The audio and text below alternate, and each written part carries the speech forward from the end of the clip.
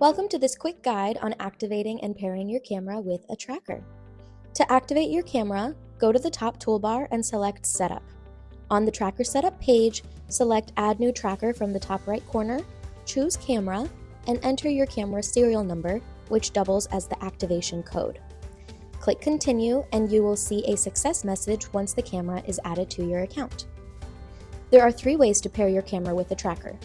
First, from the Tracker Setup page we are currently on, find your tracker, select the Edit Pencil, and then select your camera from the Camera drop-down menu and click Save to apply these changes.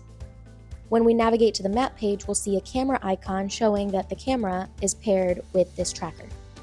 You can also pair or edit camera assignments from the map page. Select the Edit Pencil next to your tracker, select the camera from the drop-down menu, and hit Save to apply any changes you make. The third way to pair your cameras is from the Camera Setup page. This is also where you can customize your camera settings. And that's it. Your camera is now activated and paired with your tracker.